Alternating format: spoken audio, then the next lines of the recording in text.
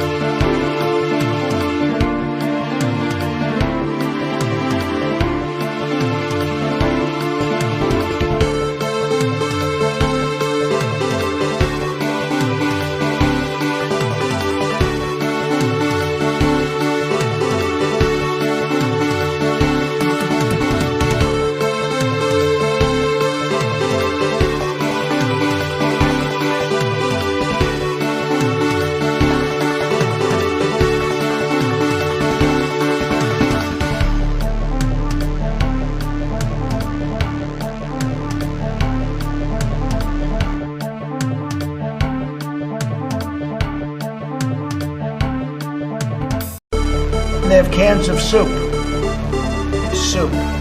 and they throw the cans of soup. That's better than a brick because you can't throw a brick, it's too heavy. But a can of soup, you can really put some power into that, right? And then when they get caught, they say, no, this is soup from my family. They're so innocent. This is soup from my family. It's incredible. And you have people coming over with bags of soup, big bags of soup, and they lay it on the ground, and the anarchists take it and they start throwing it at our cops, at our police. And if it hits you, that's worse than a brick because it's got force. It's the perfect size. It's like made perfect.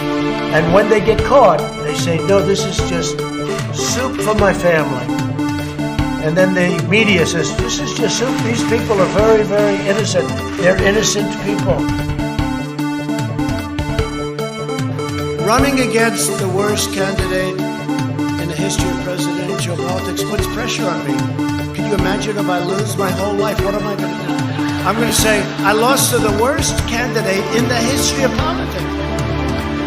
I'm not going to feel so good. Maybe I'll have to leave the country. I don't know.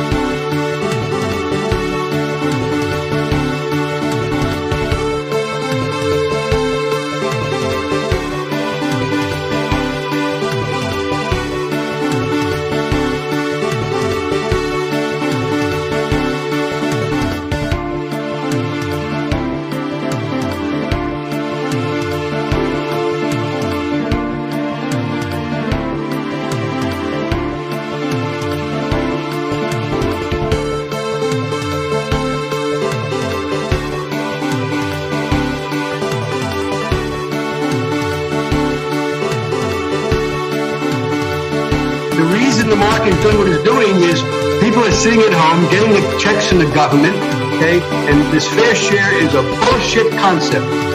It's just a way of attacking wealthy people, and, you know, I think it's inappropriate. We all got to work together and pull together.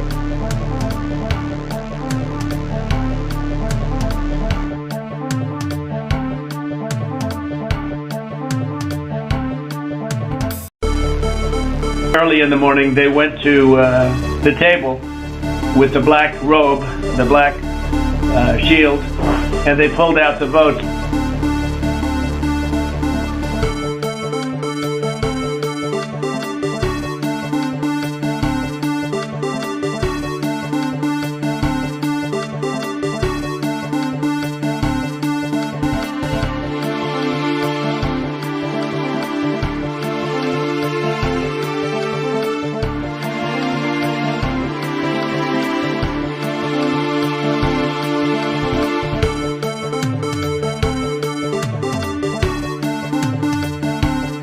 What's the most important issue in the governor's race here in Virginia? Getting back to the basics of teaching children, not teaching them critical race theory. And what is critical race theory? Well, I'm not going to get into the specifics of it because I don't understand it that much, but it's something that I don't, what little bit that I know, I don't care for. And what have you heard that you don't, well, that you don't like? I'm not going to, you know, I don't have that much knowledge on it, but it's something that I don't care for.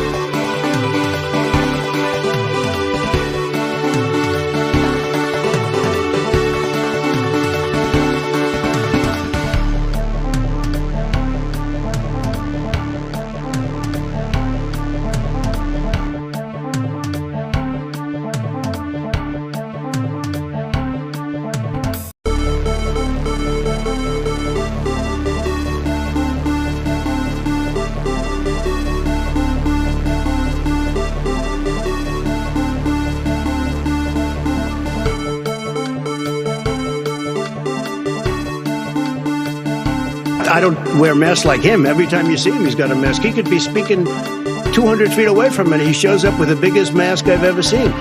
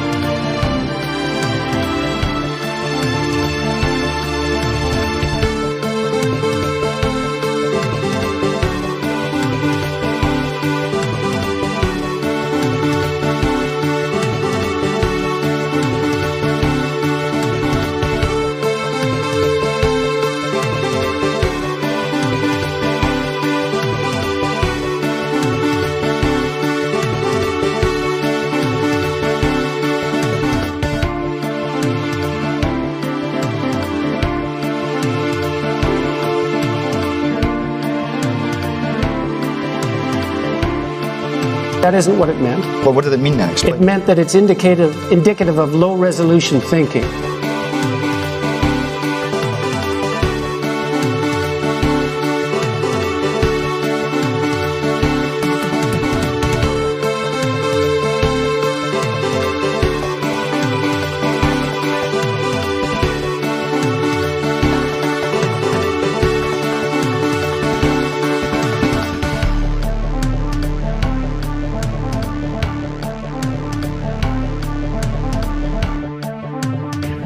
not good.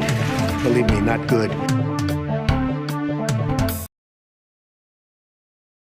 Is this thing on? Hello? Hello? Is it on? Does anyone know? Hello? Hello? I think it's on.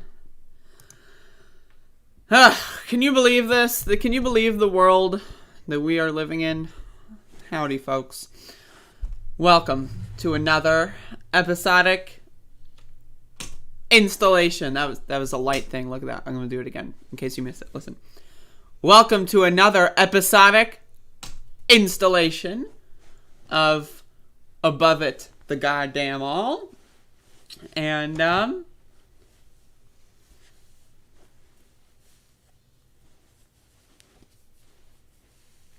wearing 2 layers here. So, it's been decided that Falcon's gonna come on the show tomorrow to talk about what's going on in Greece. So, because I did not do my homework, and so instead of doing homework, I just asked the teacher to do my presentation for me. So this morning, beneath this layer of Muppet, this morning I damaged my toe. My toe was damaged. It was brutally owned, and for the first time in approximately an hour and a half and or 2 hours, I'm gonna take this sock off. So, okay, let's see how this goes. Oh no, folks. So this is the toe status right now. Heavily bandaged. It is very delicate as of this current moment.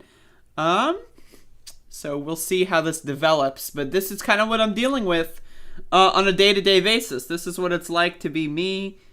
Now you know. Now you know what I'm dealing with. So that's the world. I'm going to take my other sock off as well, just for consistency.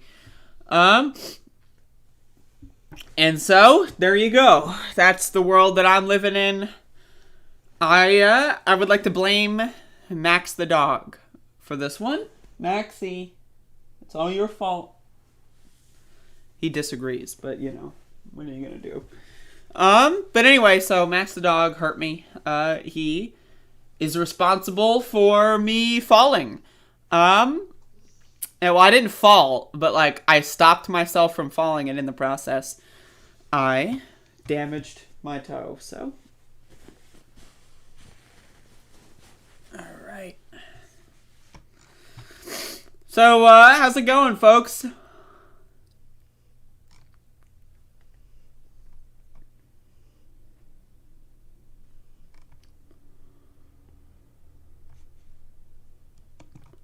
How is it going? Woo!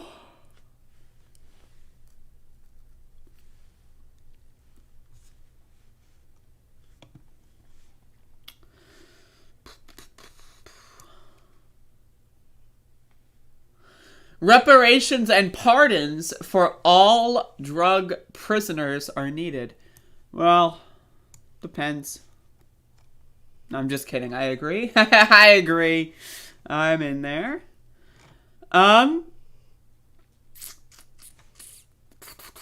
just scrolling through the news. You know how it is. I'm still drinking my coffee.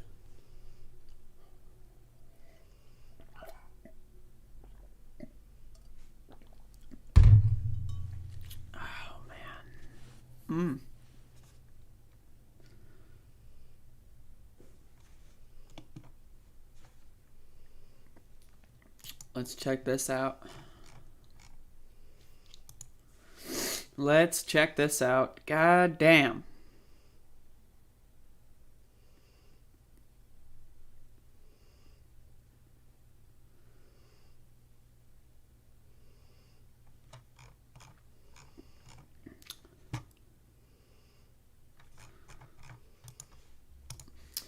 All right, let's get in. Let's start here because this is fun.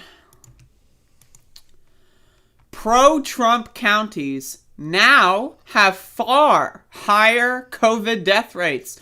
Misinformation is to blame.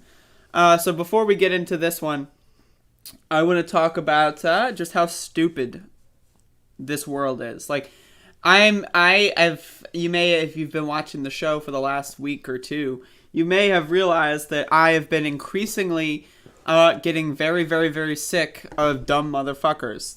There's stupid ass motherfuckers literally everywhere, at all times, and they're ridiculous to deal with. For those of you that don't know, I live in North Carolina. I live in a small, beautiful little county called Pasquotank County. And in Pasquotank County, we are the highest death rate and transmission rates of COVID in the entire state of North Carolina. Cute little county. It's great. I love it here. And so I know firsthand, I have firsthand experience with how dumb these motherfuckers can be. Some dumb fuck motherfuckers. We got some dumb fuck motherfucking fuckers, folks. Some dumb fuck motherfuckers here in Pasquotank County. And so let's read. Oh, by the way, couple days ago, we had the Christmas parade. Yeah, so everyone in the whole county got together and made a bunch of loud noises so that my dog was screaming, and it was a Christmas parade. Now, I mean, I'm not trying to shit on everyone involved in the Christmas parade, but the idea that we are in a deadly pandemic and the Omicron variant has been confirmed in almost all 50 states, and we're just gonna have a parade, yay! I mean, to me, it just seems like all hope is lost. Like, I mean, to me, I see this kind of stuff and I want to jump out the window, and my window's right there for reference. So if at any moment I'm going in this direction, it's the window I'm going for. So anyway, since May 2021, people living in counties that voted heavily for Donald Trump during the last presidential election have been nearly 3 times as likely to die from COVID-19. Now, it needs to be understood that, again, this isn't just Trumpers dying. This is the fact that because there is such a high concentration with Trumpers, right, that it's killing everybody. So if there's like 60-70% about Trumpers, the 20% of people that didn't vote for Trump, are still at risk because of all the dumb motherfuckers around them. So again, this isn't just to say that all the Trumpers are dying, though I'm not shedding a tear. If you are a psychopath and your goal in society is to kill as many people as possible, personally, I'd prefer not to have you in society. So I'm not really too concerned with Trumpers dying. I personally, I think it's a net positive if someone who voted for Donald Trump is dead. But I'm just saying, they're also taking down innocent people with them. Their grandmas, right? There's going to be children forced to go to school, right, that are going to get infected and have long-term symptoms for the entirety of their lives, right? You have to understand that people are, like, that don't deserve to die are going to die because of these sick fuck motherfuckers, right? So let's keep going.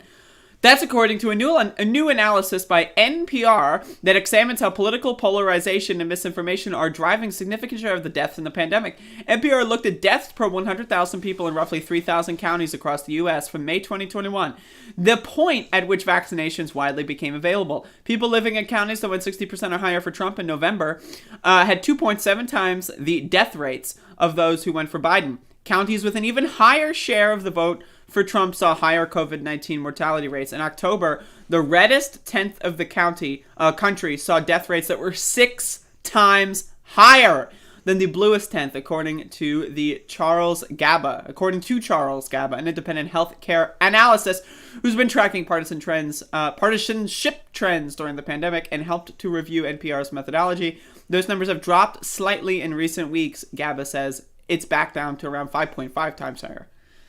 All right, folks, I need you to look at these charts. So, this is the vaccination chart. Those who are, getting vaccinated. As you can see, the Biden voters typically are in a higher category of percentage of those that are vaccinated. The average is closer to the Biden people, and that just proves that there are less Republicans than there are Democratic voters. But again, and then also you're seeing the deaths here. I mean, you can even see the dots go off the chart here, which I do appreciate how the dots are going off the chart. I think that's kind of cute. And so, again, you're seeing in these areas, the Trumpers, they're not doing so well. But again, it's not just the Trumpers. And I know, again, I have as many Trumpers. If you voted for Trump and you're on your deathbed because you didn't get the vaccine, honestly, please make that TikTok video so I can show it on my stream and laugh at your dumb ass as you're losing your final fucking hours in life. I love it. I don't know. I've been hesitant to show these videos on my stream just because it is a little morbid. But whenever I see a video or like, oh, I wish I got the vaccine, like, I feel bad for you. Yeah. But, like, also, you did live your entire life trying to kill people. So, I mean, like, it's like if someone was, like, shooting, people for fun, and then they realize, wait a second, other people shouldn't be shot. Well, you already killed the motherfuckers. So, like, I don't know. For me, it's entertainment. If I'm depressed, I just look at Trumpers dying in their deathbeds. That, to me, cures my depression. Fuck them, fuck all of them, fuck them in the face, and I hope more of them die. But my problem is, they need to die quicker, because the slower that they burn out and bleed out and die out, right, the slower it takes, the more people I care about that are going to get killed. The more people that don't deserve to die are going to die. Disabled people, immunocompromised people, right? People that have had a very rough life, as it is already before this pandemic, they got made significantly worse off because of this pandemic that should have ended last year. This should have ended, in fucking May of 2020, right? We should have had all these national lockdowns. And again, I want to make sure very clear that I do not think that the Democratic Party has done a good job at all about messaging in any way. I think the health officials, especially under Biden, have done a terrible job. Remember when, I think it was in like April and May, and the CDC was like, if you're fully vaccinated, you could take off the mask. One of the dumbest motherfucking shits I've ever heard in my life. Because people just say, oh, CDC, take off the mask, and then they take off the mask, and then, the virus changes, and woo! People don't understand how things can change. And the CDC has done a horrible rollout of this booster thing. And again, I haven't got my booster yet, but I'm gonna try to do it this week. But anyway, horrible rollout of the booster thing. The booster shot thing should have been messaged back in September, but then they just didn't. They were like, I don't want to do this yet, and now Omicron is like, overtaking the world. But again, I have no problem. I know there's a lot of people out there, right? And I'm just some stupid bitch in my bedroom, so I have no problem saying this. I am ecstatic when Trump supporters die from COVID. Because again, the sooner they die, the less of a threat they are in the long term. The less people they're going to kill along with them in their stupidity, right? And again, I know it's tragic. I know not everyone that voted for Trump is necessarily a bad person. And I'm not trying to say that they are. But what I'm saying is, in this era, right, of heightened polarization, if you, after January 6th, after everything Trump did in 2020 and his entire term in office, if you are still on the Trump train, you're just a bad person. You're just a really, really bad person. And again, if you're just a bad person and you sit in your bedroom and you're not killing people with a virus, agree to disagree, that's fine. I don't want you to die. But if you're going out in the grocery store around kids without a mask on, and you're not vaccinated, and you're probably carrying the virus. If you're going to these concerts and these football games and these baseball games, then fuck you. I'm sorry, fuck you. All right? If you're going out to the bar and the pub every day, when you're fucking working at your shitty job and you're fucking poking your nose out, killing hey, I'm just saying, fuck you. The sooner you die, the sooner we can get on with this shit. If that's going to be how this pandemic ends up, like, if that's going to be the distribution at the end of it, all the Trumpers die, sorry about your luck. It's not my fault that you decided I don't want to take a vaccine. That's not my fault. It's not my fault that you decided I don't want to wear a mask. Those are your decisions. Now, your decisions have consequences for me, right? But as long as I stay inside and you're dead, I'm good to go. So I just want to be very clear about my opinion. I know a lot of people online aren't going to be clear. about that, and I want to be very clear that, again, Trumpers, I'm sorry. If anyone deserves to die from COVID, it's the Trumpers. I'm just saying. It's not, my disabled family members. It's not immunocompromised family members. It's not my elderly family members that, got COVID at a doctor's office because a Trumper didn't wear a mask in the waiting room. It's not their fault. It's your fault. And again, I don't want to take about, I need to be very clear that it's not always just purely about personal responsibility. That is a huge factor. We are all personally responsible for our lives. But again, the government here, the CDC, has failed tremendously at messaging. The Biden administration, remember when Biden just said, there will be no lockdowns? Thank you, Biden. Thank you. Go Biden. Woo! Good job, Joe. I'm glad that we elected Joe Biden to really bring science back to the White House.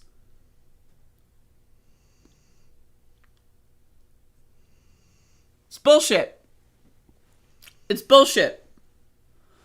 Right? The government said, fuck you, bitch. You're on your own. That's what the government said. So I say, fuck you, government. Okay, I'm on my own. Right? But again, if we're all going to be on our own, we all have to understand that we all have to own up to our own decisions over the course of this pandemic. If you're going out there being a stupid little bitch all day, every day, not wearing masks, not getting vaccinated, trying to cough in people's faces, making this stupid culture war issue over mask mandates, I'm sorry. Go fuck yourself.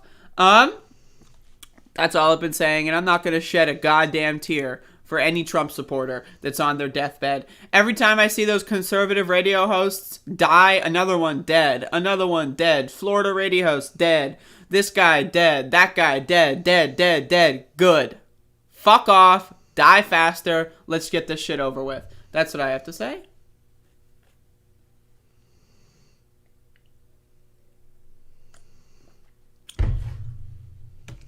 Now, let's go to DB Cooper in the chat room. All right, let's go. So we got a novel here.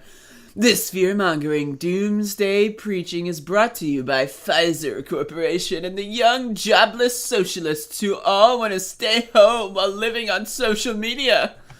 That's a great start. Imagine being an anti-social shut-in that lives to feel oppressed all of the time. I got Moderna right off kitties. Right off kitties? What the fuck does that mean? I'm just not all that excited about the matter. I don't understand where excitement plays in. Protesting government overreach is just whining now? Is that the new anarchist belief? If you think government overreach is asking you to wear a mask in a pandemic and not taxes, right, corporate taxation versus, private citizen taxation. It's not the rich paying less taxes. It's not money in politics. It's not, lobbyists having literal jobs in congressional offices. It's not, members of Congress then working in lobbying industries immediately after their term expires. That's not government overreach. Government overreach is not fracking, destroying our environment. It's not net zero emissions by 20. That's not government overreach.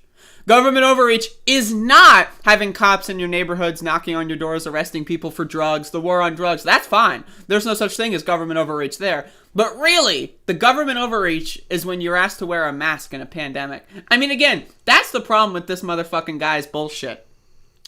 Right? Is that one of the most common sense solutions being tagged as government overreach and not, I don't know, the fact that 95% of Americans are eating garbage and don't know how to eat vegetables because the government subsidized the corn industry in the 1960s to stop food riots. So they just started mass manufacturing with government money, horrible shit fuck food, quote unquote, to, make people go like, oh, I'm feeding myself, ha ha ha, while their bodies die out over the course of 80. That's not government overreach.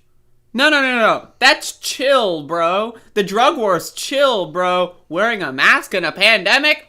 That's too far for me. I'm DB Cooper. I'm smart. What a dumb motherfucker. What a dumb motherfucker.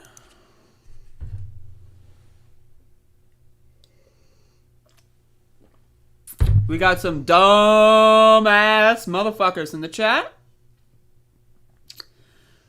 Or as I like to say, dumb fuck motherfuckers. Again, I'm just so sick of this mentality, though. I really am. I really fucking am. And I'm sick of the government that allows this shit to happen. Remember, in April of 2020, Donald Trump stopped the United States Postal Service, which was literally about to do this by themselves, by the way. The USPS was about to deliver 5 washable, reusable masks to every household in America, right? And Donald Trump personally stopped them from doing so. Remember that? I wonder where we would be if every single American got 5 free reusable masks in April of 2020. Wonder where we would be right now. Shut-ins looking for excuses to wear masks. What is that even? Why? That's the thing with DB Cooper. It's like, these conspiracy theories are so, like, far out that, like, it's hard to even, like, really, like, it's almost like they're speaking a different language. We need excuses to wear masks. Like, what does that mean? I'm puzzled. Shut in. Okay, so someone's a shut in. They don't like going outside. Okay, but when they do go outside, shut-ins wear masks. Question mark, right? Because they're shut-ins. And so they're shut-ins. And they want to wear masks because they're shut-ins, and if they're shut in, that means that they don't want people looking at their face. And if they're shut-ins, then they want to wear a mask. But like, the pandemic is actually not real because it's actually just a way for shut-ins to find a way. They just needed another excuse to wear a mask. It's not like they can just wear a mask because it's America and you can do whatever you want, right? No. They need to find an excuse to wear a mask because. What? I don't, like, what the fuck? What am I supposed to do with that? Like, seriously, like. That isn't what it meant. Well, what did it mean then? Explain. It meant that it's indicative of low resolution thinking. But this is what we're dealing with. This is the kind of person. Like, how are you supposed to have a conversation with that? Like, the pandemic is fake because it's just for shut-ins trying to have an excuse to wear more masks. Like, where do human beings come up with this shit? Like, seriously, like, who is the first person that said that? Only the really, I hate to say this, but those with the lowest IQ. Like, I'm sorry, man. I can't with this shit. Did you use the word smart?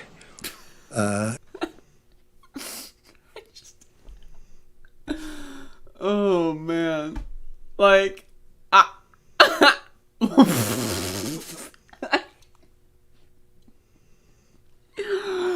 oh my god.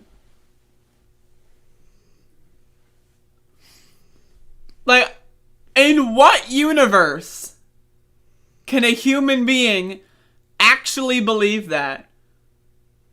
Like, I'm just like, I am baffled. Like, I am baffled by this. Like, this is a new one, man. You always wonder, like, we are, like, about to enter the 3rd year of this pandemic.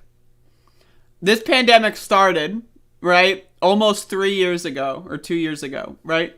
And we're about to enter the 3rd year, and you'd think we would have heard it all. You'd think, by now, 2 years in, that we would have heard it all. Right? But now we've got DB Cooper to come in and bless us with this hot new conspiracy theory that the pandemic is overblown and it's all actually an excuse for shut-ins to hide themselves when they go outside. Like, I'll have you know, I am fully okay with being referred to as a shut-in. In fact, I identify as a shut-in. Right? I don't need a pandemic to wear a hoodie and put the hood up. Right? I don't need a pandemic for that. I don't need a pandemic to put like a fucking bandana on my face. I don't need a pandemic for that. I could just do it anyway. Like, that's the thing. Like, I could just do it anyway. Like, why would we all, like, yes, it's all a liberal conspiracy. The pandemic actually doesn't exist. What is in reality is it's just for the shut-ins to find a way to normalize wearing, like, wow. That's crazy. That's fucking crazy, man. That's crazy. That is fucking crazy. Anyway, next. Speaking of crazy, we've got some really good stuff here.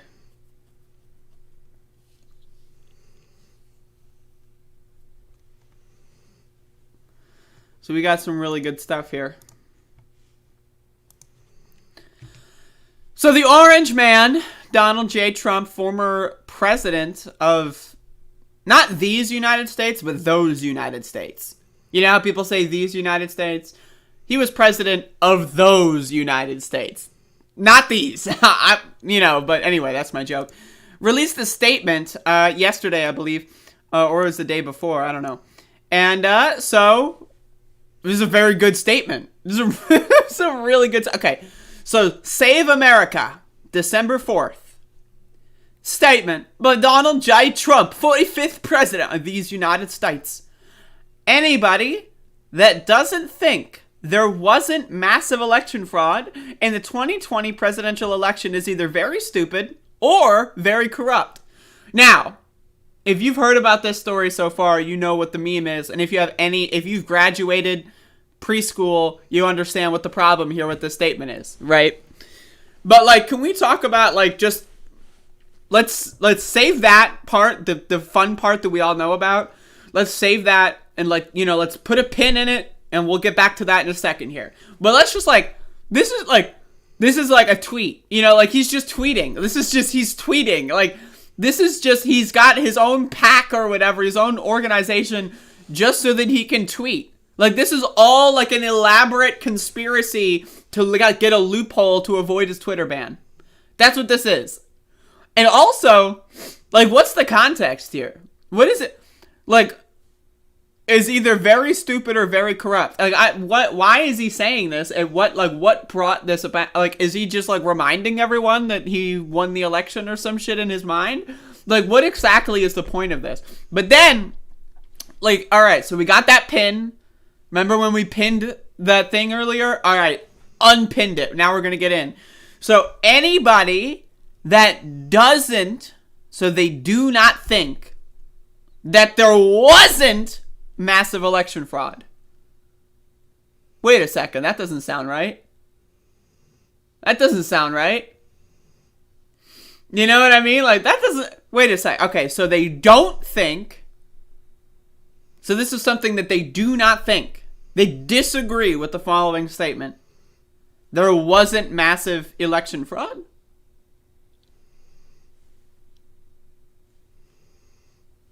Like, I don't know, man. Like, I know, like, there was a study that was done that found that, like, Trump, like, speaks at, like, a 3rd or 4th grade level, and that's why people, like, identify with him, because Americans are fucking stupid. And that's not to say that, Americans are so dumb, they can only read at a 3rd grade level. Well, there's a systemic critique for that. Like, education is based on control. It's about making people drones. It's about not actually educating them enough in order for them to be able to think for themselves. It's about creating obedient slave workers. That's what education in America is about. But my God, man. My God? That's some good stuff. That's some good stuff. I don't know, man. Orange Man? Orange J Man? Posting bangers once again.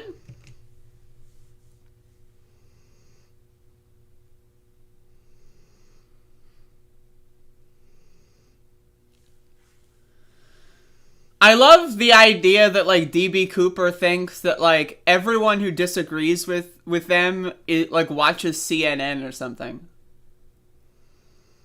That's the thing that's crazy to me. Andrew, you happily eat a daily dose of fear-mongering nonsense via corporate media, and you imagine that anyone wants your respect? Like, I would be shocked if Andrew watches CNN or MSNBC or Fox. I would be shocked.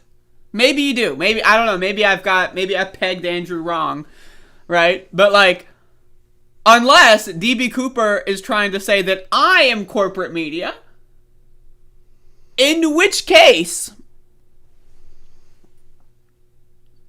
if I'm corporate media, then there's a problem. Like, my paychecks haven't been going through.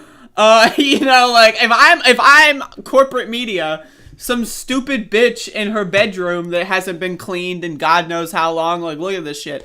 Some stupid bitch in her bedroom is now qualifying, with 34 viewers, is now qualifying as corporate media in the world of DB Cooper. A corporation once said, breathing oxygen makes you live. Well, I'll show you, corporate stooges.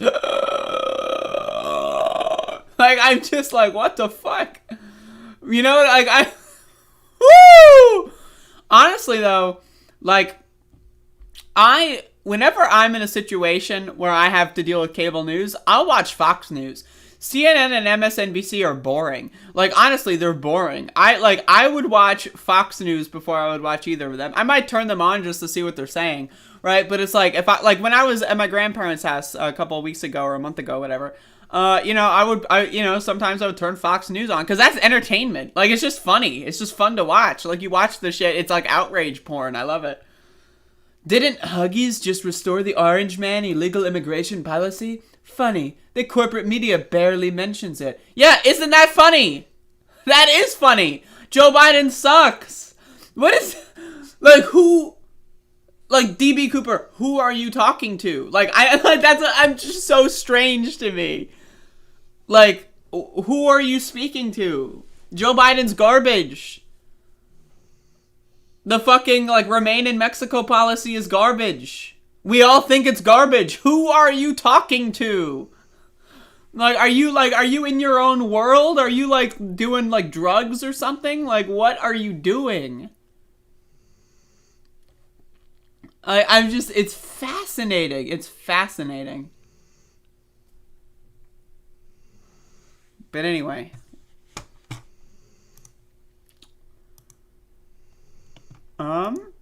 Let's see.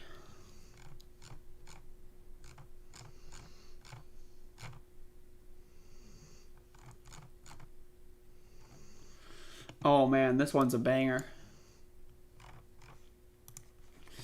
Folks, this is a couple days old, but this one's a banger.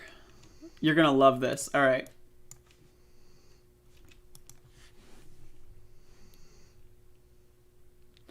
My primary sources of information said the Remain in Mexico policy was racist until Huggies did it. What are my primary sources of information? My eyeballs? Like, what the fuck? What? Who are you talking to, bro? Like, are you, like... Did you, like, do peyote or something? Like, are you seeing aliens? Or, like what are you... What? Like, what the fuck? Like, this guy is seeing, like, fucking shadow creatures on the wall. Do you have sleep paralysis right now, man? Like, what the fuck is happening? What? Anyway, speaking, like, you might... Okay, folks, you might think DB Cooper dumb as hell. But wait. So, the Rising has gone downhill. Let's just be honest here. Rising, they are no longer... I mean, you can make an argument that they've always been this way, but I mean, this is like they are not rising. Like, I'm sorry, they are, you know, they're going down in the downtrend right now. So, this is Kim Iverson, I believe, who has a hot take on Rising on The Hill, has a hot take on Ethan Crumbley and how mainstream media is portraying Ethan Crumbly with these photographs making him look like an angel, posting like, second grade photos. So let's watch. Let's see what Kim Iverson's take here is. Look at the is. photos of Ethan Crumbly people on social media and some media outlets are using. He's now 15, and yet they chose this angelic-looking photo from about when he was 10. What is the purpose of this when there are several other photos, like his mugshot, that could have been shown instead? That's a good point. Actually, wait a second. That's a good point. Hold the phone, folks. Hold the phone. I take back what I started this segment with. That's actually a good point. They should be using his mugshot. Why? Like, it is bizarre, right? That they're showing photos of it. Like, if someone, shoots up a synagogue, do they show their, first grade school photo? But in America, if they're white, they do. So, all right, let's see where this goes. This same sort of tactic is used in reverse against black perpetrators and even victims. Rather than use their school photo of them smiling and looking like good kids, they use the meanest looking, most aggressive photo they can find on social media to... That's so true. That is exactly correct, Kim. Whenever there's any black person that even maybe thinks of doing something badly, they will always use titles like ex-convict, felony, multiple felony guy, or and they'll use these photos that they took with guns or whatever, that is very true. And when it's white people, they use these he's doing this. That's so true. That's exactly correct. There is a very strange, way that the mainstream media presents, black people and white people in these kind of headlines. So let's keep going. This is actually good on Rising. Good on Rising. To portray them as villains. They attempt to portray them as people who either obviously would commit the heinous crime they did or victims who deserved it. They do this to placate a certain bias and mindset that the audience already holds, and the same looks to be happening in this case, showing... So, okay. So they're playing to the bias that Americans are racist. Wow! This is a really good take from Kim Iverson on Rising, as of this moment, 45 seconds in.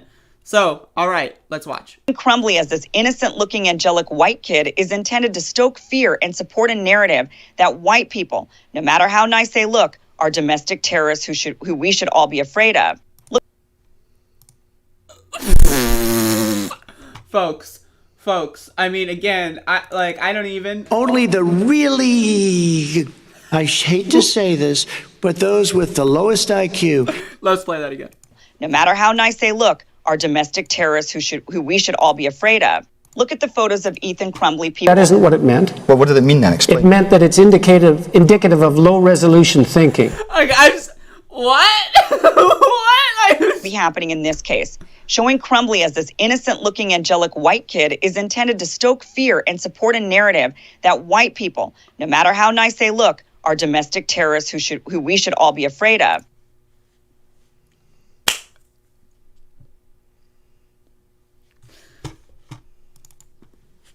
As far as my relationships with all people, I think I have great relationships with all people.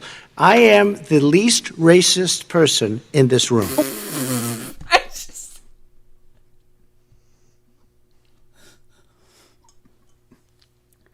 I gotta say, I am impressed. I am impressed. That is impressive levels of cringe. That is levels of cringe that I had no idea were even remotely possible. That's the level of cringe that we just witnessed. So, when mainstream media depicts black people as evil, violent thugs, that's just telling it how it is, right? That's facts, bro. And when the mainstream media portrays white people as angelic little, babies that are incapable of no wrong, it's actually racist against white people. When you really stop and think about it, when you really stop and smell the goddamn roses, when you really think about it, it's actually the white people that are the victims of racism. What the fuck? Kim Iverson giving us another banger of a take on Rising. That's good. That is good stuff. That is good stuff. Oh my God. Wow. Wow. What the hell?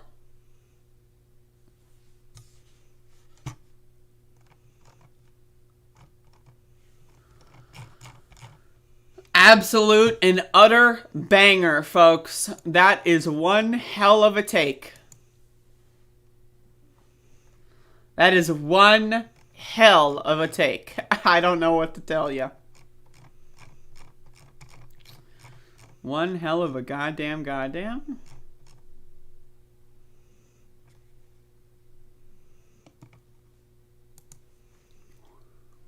Speaking of bangers, and or those that are not bangers, let's watch. I mean, I dare say, from my understanding of many of your viewpoints, you also promote like the way of interacting with women. And I go, have you been in a relationship with a woman? No. So how are you telling other people how to behave towards women when you yourself have not had any actual physical, interaction with them in a romantic capacity, or in fact in any capacity where So can we talk about how Nick Fuentes' head, like, he has no neck? Like, this motherfucker has no neck. Like, where is the neck involved? Like, so this is Nick Fuentes, folks. For those of you that don't know, he is the ruler and leader of the Groyper Army. Those that are involved in the America First caucus or whatever. So this guy has no neck, and so let's just start over. I mean, I dare say, from my understanding of many of your viewpoints, you also promote like the way of interacting with women. And I go, have you been in a relationship with a woman? No. So how are you telling other people how to behave towards women when you yourself have not had any actual physical, interaction with them in a romantic capacity, or in fact in any capacity where you uphold them in a way that treats them with respect? I mean, if you're out here arguing that women are basically half the value of, I'm not going to put words in your mouth, in fact, because that's not right. Mm-hmm. But, if you are looking to some other regimes around the world that do think that women are half the value of a man, I have to question what kind of a person who's had no experience with women is in a position to basically promote these ideas. Well, I'm having an experience with a woman right now, and I've had lots of experiences with women in my life, not romantically per se, but I've talked to enough women. I've been in, I've known enough women to know sort of what's going on. I mean, I dare say, from my understanding of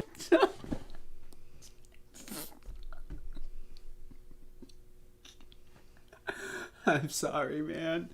This is out of control. I mean, like, these motherfuckers.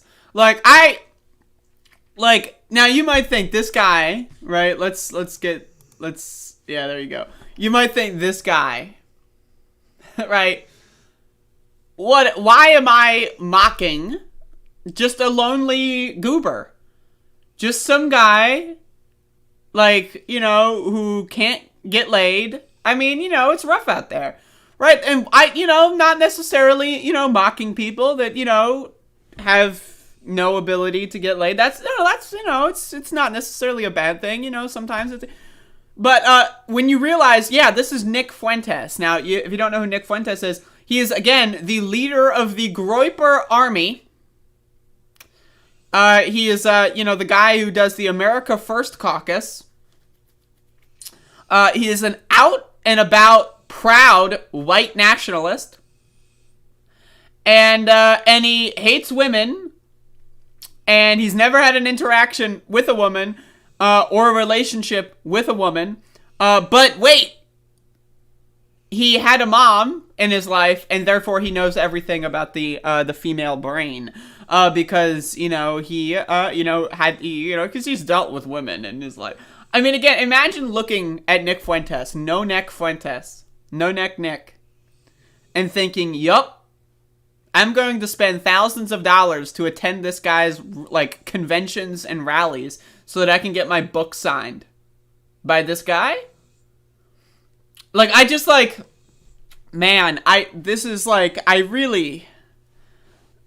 a lot going on. There's a lot going on planet Earth right now. Planet Earth is chock full of cringe today. Lord have motherfucking mercy. I don't even know what to say on that one. Fuck.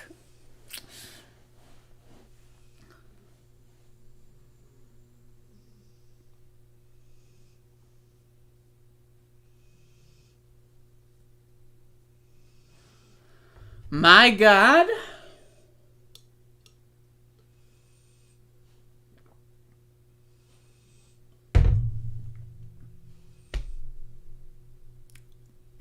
Just got a mouthful of grounds. Love it. Very nice.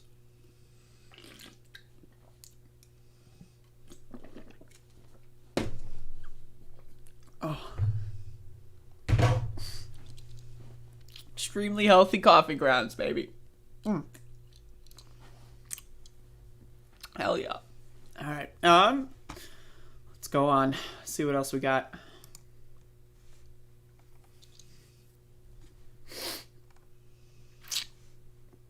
Ugh.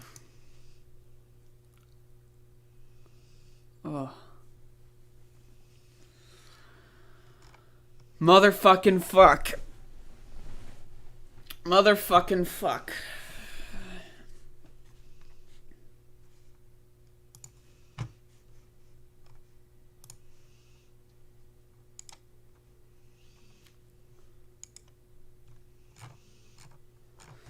All right. San Francisco restaurant that kicked out cops says it, quote, handled this badly, but won't rule out doing it again. Folks, what the fuck? What the hell? The boys in blue couldn't get a fucking, whatever, like a spaghetti and meatballs? Like, oh no. The world is falling apart. The goddamn motherfucking boys in motherfucking blue had to pay for their own food and got denied service by a property owner. Fuck, that's brutal. Anyway, let's read. The owners of a San Francisco restaurant are now apologizing after denying service to 3 uniformed police officers who were on duty. Hilda and Jesse initially denied service to the 3 San Francisco Police Department officers on Friday after they were seated at the restaurant, according to ABC 7 News. One of the owners said that the on-duty police officer's presence made staff at the restaurant feel uncomfortable. You know, I'm going to be honest with y'all. If I ever open a restaurant, which is possible, I like food. I like healthy eating. You know, I like advocating for healthy eating. So it's possible I'll maybe at some point open a restaurant. I can see that as a potential future for me. I'm going to have a strict no cop policy. Except I'm not going to advertise it anywhere, right? I want them to figure it out. I want cops to come in and that just sounds, imagine like walking up to the cops at the table and they're in their uniform and they're doing this, you know, how they do this. Right? And that, yeah, so I apologize, but in this restaurant, we believe that blue lives actually don't matter. Would you mind taking your uniform off? Because, you know, that just sounds fun. Like, I don't know, man, that sounds fun as hell. But let's keep going.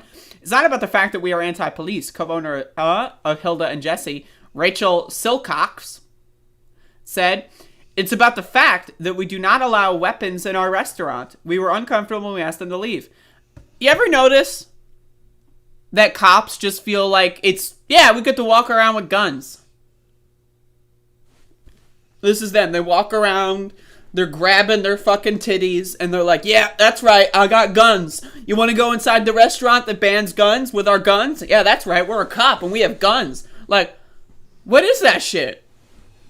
How come cops are allowed to waltz around with guns all day? Look at me. Look, I got my guns. Look at my guns, bro. You don't like guns? I love guns. Why don't you like guns? You ever notice that, though? It's just, yeah, cops walk around with guns all day. They just have guns all the time. Don't you feel safe with all those guns? You know what I mean? You know? Like, I just... But yeah, that's a good point. It's not about the fact that we are anti-police. So, okay, let's deconstruct this sentence. This sentence right here, let's deconstruct this sentence. Right? So check this one out. This is good. So it's not about... So there's 2 parts of this sentence. So there's the statement of fact that we are anti-police. Right? But, so yes, the fact of the matter is we are anti-police. Right? We got fuck 12 on the goddamn fucking menu, right? And so, it's not about that fact. We didn't ask the cops to leave because of the factual matter that we are anti-police. It's not about that. It's more so about the guns. Like, I'm just, but they feel like it's normal. They feel like it's fucking normal. They feel like that's the world. Like, yeah, all right, we're walking around. Oh shit, look, it's that dumb bitch with a gun. You know how like that feeling you get when you see some like weirdo with a MAGA hat on and like 2 guns strapped to their waist? You know what I mean? You know that feeling you get? That's the feeling I get when I see a cop. You want to know why? 80% of cops voted for Donald Trump. 40% of cops admitted to beating their spouses. 40%. Admitted. That's self-admitted. Because it's impossible to prove. 40% beat their spouses. Right? So these motherfuckers are crazy. So if you're uncomfortable with the idea of a fucking Kyle Rittenhouse looking motherfucker walking around with a gun, you should be uncomfortable with a cop motherfucker walking around with a gun. So fuck cops, fuck guns, and fuck you. But let's keep reading. According to Silcox, the officers are welcome to come back and dine in the restaurant, but without their weapons. In a new Instagram post on Sunday afternoon, the co-owners apologized for asking the on-duty officers to leave. If cops are on duty, why the fuck are they at a goddamn restaurant? Shouldn't you be like patrolling these neighborhoods looking for drugs? What the fuck? You're on duty. What the hell? You think, oh, I'm on duty. I'm on call. Let me go get some fucking meatballs at the goddamn fucking whatever the fuck restaurant. What the hell? You're on duty, motherfucker. When I'm on duty, I can't go out and fucking eat. Like, are you on break or are you on duty? That's my question. But anyway, let's keep going. We made a mistake and apologized for the unfortunate incident on Friday when we asked members blah, blah, blah, blah, blah. We are grateful to all members, blah, blah, blah, blah, blah, blah. Go fuck yourself with that statement. The co-owners continued stating that they hope the incident will be a teachable moment, but stop short of saying whether on-duty officers are welcome in the establishment. I say, no, fuck off. We have a no-gun policy. If I can't have a gun, you can't have a gun. It's that fucking simple. And then we have San Francisco police officers. Like, why is this here? Why is there just a photo of police officers? Why not? I don't know. It's in the news. The online restaurant review platform Yelp announced they are temporarily suspending the ability for individuals to make reviews for Hilda and Jesse restaurant because of the increased public attention. Oh, are conservatives outraged? Those snowflake little bastards? Are they trying to cancel the Jesse and Hilda restaurant? Poor little precious snowflake puppy boys. They can't handle difference of opinion. They can't handle the First Amendment. Poor little precious snowflakes trying to cancel them on Yelp. Hilda and Jesse. After the incident on Friday, the business received a number of 1-star reviews. Oh, precious little babies.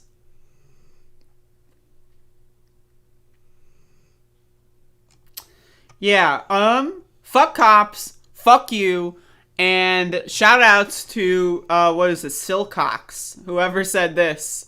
Whoever said this one. It's not about the fact that we are anti-police. Boom. Now that's the quote of the day. It's not about the fact that we are anti-police. It's about the other fact that we are anti-gun. That's the fact that we are talking. If the cops came in, we'd look at them funny. We'd spit in their food, for sure.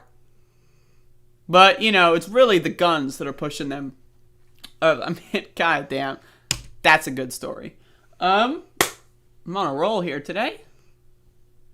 I'm on duty right now. Why is Antifa anti-cop? They always look the other way when you riot and never arrest you. Huh?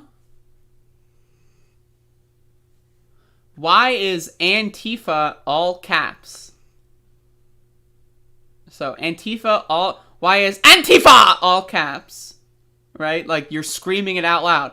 Why is Antifa anti-cop? They always look the other way when you riot and never arrest any of you? Is they Antifa or cops? They always look the other way when they... Have you ever seen, like... Have you, like... Like, there's so much there to unpack. There really is. Can we talk about the word riot, by the way? Do y'all know the origin of the word riot?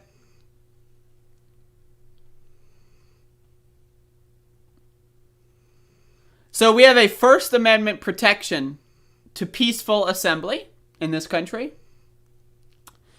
So it's unconstitutional, right, to arrest someone for having a peaceful assembly. So what the right does is it's not an assembly, it's not a protest, it's a riot. Because there is no constitutional protection to rioting. Right? Rioting is not protected in the Constitution. Protesting, peaceful assembly is. So what they do is they call anyone they dislike doing anything at all in a group more of people more than 3, right? They call that a riot. So that it does not fall under the purview of the Constitution. Right?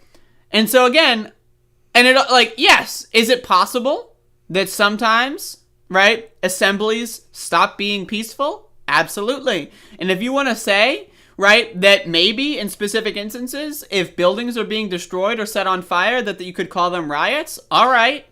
Now, personally, I am pro-riot. I think riots are good. I agree with riots. But we need to understand that if we want to have a clear understanding of the English language, we need to be able to disseminate what a riot is and is not. And what happens here is right-wingers will just call anyone they dislike doing anything a riot. Like doing a protest in the middle of the street. Riot! It's a riot! Oh my god! It's a riot! Someone with a megaphone outside of the police station saying, like, you know, fuck you cops. It's a riot! Ah! Now again, if you want to qualify, like, once like a Molotov cocktail is thrown, now it's a riot. All right. But when has there ever been, in any capacity ever, a riot where the cops don't do anything? Every single riot that I've ever seen, at least in my lifetime, like in the last fucking 5-10 years, right? Especially last year. Every time you'd see a riot, the cops would have tanks. Literal tanks, like APCs, right? They would have, like, assault rifles. They would have, like, grenade launchers, like, with tear gas canisters, right? They would have, like, these fucking batons. They would have, like, drones and helicopters. Like, in what world did you live through 2020 and your takeaway is that the cops don't arrest rioters? Like, in what universe? Like, you know what I mean? Like, what the fuck? Like, what the fuck?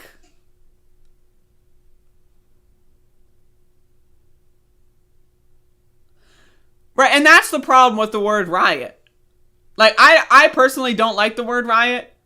I prefer protest. And I think that there is a distinction and should be a distinction between a non-violent protest and a violent protest, or a peaceful protest and a not peaceful protest, right? Those distinctions matter, I think. But I'm pro-riot. I am pro-protest. Show me a Portland pig who arrests Antifa. Okay.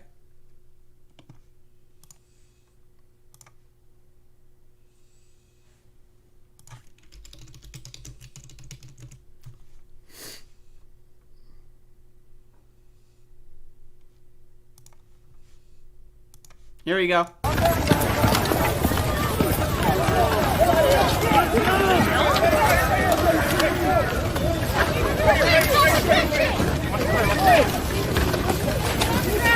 Get back! Get out of the street, every one of you! You can get arrested too. Fuck you, 71! You want to know how easy it was? Look, hold up.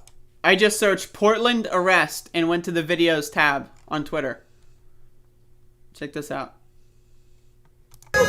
contracted job. Being a cop is the highest paid job.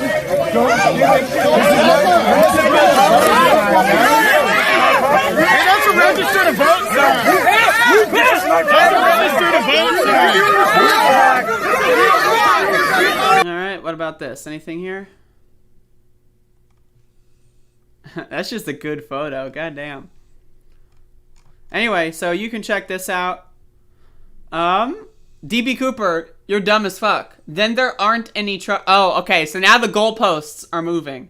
So first, Portland pigs never arrest Antifa. Then it's video after video after video after video of them arresting Antifa. Right? So now the next cope is there's never any charges. Right, yeah, never any Bro, like, how dumb? How fucking dumb can a dumb bitch be in order to post this kind of shit, man? Like, this guy just posting through it. They're like, oh, I was proved wrong. Next. Oh, I was proved wrong. Next. Oh, I was proved wrong again. Next. Goddamn, man. When the IQ is in the dumpster, that's what happens.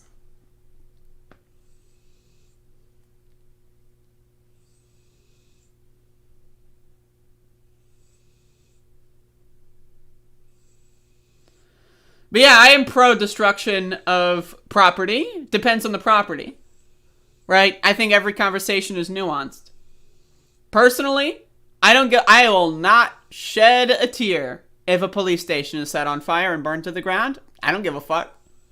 Now, am I going to go out there and do that? Nope. I'm not going to jail. Fuck that. Is it cool to look at? Yup. I mean, look at my fucking, like, look at this. Like, this is my, like, branding image for my podcast. Is a cop car upside down on fire. Like, I mean, if you can't tell that I like that, then I don't know, man. Yeah, I am pro-riot. Fuck that shit. Fuck cops. Fuck their property, and fuck you.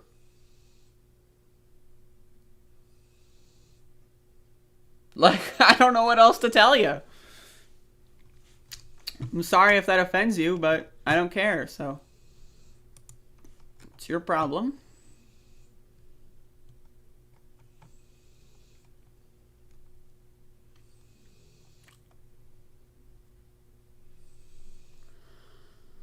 All right, looking for news.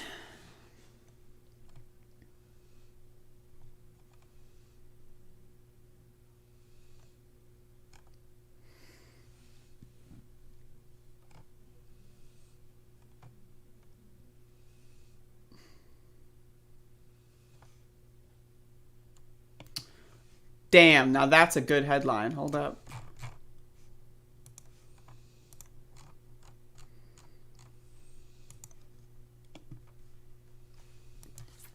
So I don't know what this article is about, but the headline is too good. The headline is great. A former Kamala Harris staffer, this is from Business Insider, a former Kamala Harris staffer says aides have to endure, quote, a constant amount of soul-destroying criticism. Damn! Damn! Fucking wow! A constant amount of soul-destroying criticism. Damn!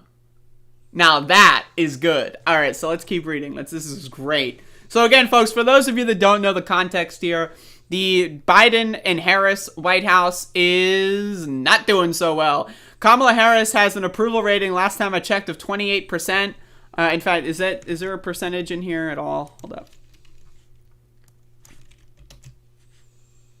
Let's see. Oh, there's little tickers at the top. All right, I'm going to look up her approval rating, the most recent approval rating.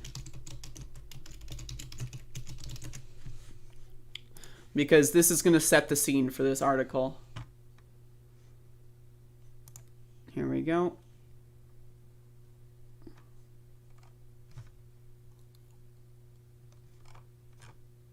Okay, so she has a 52% disapproval rating. Or unfavorable rating. Okay, that's a different thing. God damn it. 4 days ago, 28%. All right, so there's still a 28% approval rating. Not doing so well. Not doing so well in the White House over there. So let's read. A person who worked for Kamala Harris before she assumed the vice presidency told the Washington Post over the weekend that aides in her office had to endure a constant amount of soul-destroying criticism. With last week's announcement that Simone Sanders, Harris's chief spokesperson, would soon depart, and with the expected exits of Peter Vels, the director of press operations, and Vince Evans, the deputy director of the office of the turnover in the vice president's office has some Democrats concerned about her potential as a presidential nominee. Reminder, she dropped out before Iowa. That's pretty brutal. I mean, I don't know what to tell you. Like, when you drop out before Iowa, you didn't do so well. What was originally inside the Beltway chatter about Harris's office has spilled into view, threatening to chip away the Democratic morale when the vice president is faced with tackling some of the Biden administration's most challenging issues, including immigration and voting rights. Several former staffers told the Post of concerns they found while working for Harris years ago. Harris's office did not respond to so this has been a theme, apparently. So the way I'm interpreting this now,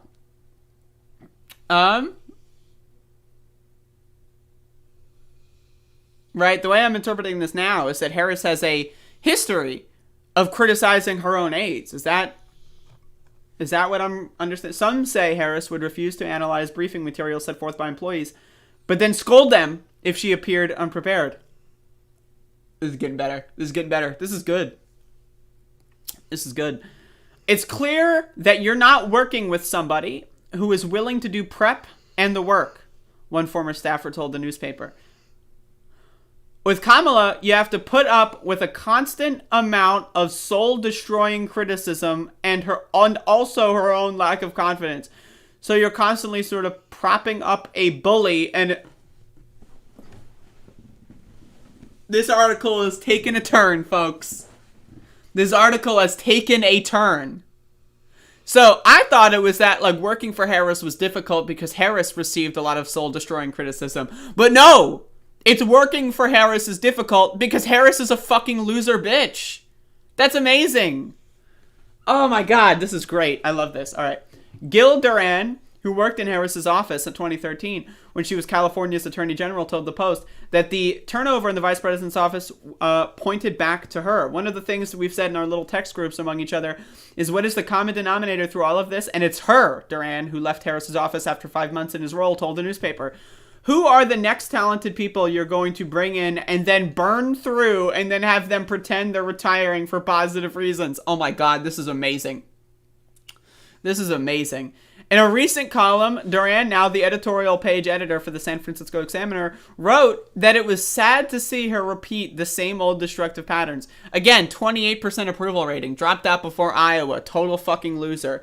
Right? Again, Kamala Harris is like, this is, like, probably one of the most epic disasters in, like, vice presidential history when it comes to just not being prepared at all to do the job. And then also, like, just sucking in general. Like, she's been, like, the Biden team basically put her on immigration and other unpopular things, right? Because they didn't want to deal with it. They didn't want Biden to be the one that said, do not come, right? They wanted, like, Kamala Harris to give, like, a jerk-off instruction video or something on the border.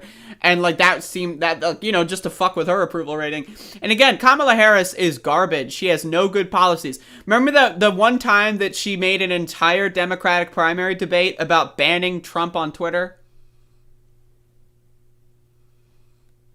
Right? Remember that? Remember, an entire debate, every time she would get called on, she would tie it back to banning Trump on Twitter. Now, again, it's not, you're not really thinking outside the box here. So again, let's keep reading, though. This is great. But Harris is apparently, like, just a terrible person in private. I mean, like, my default assumption is that all politicians are pretty terrible in private.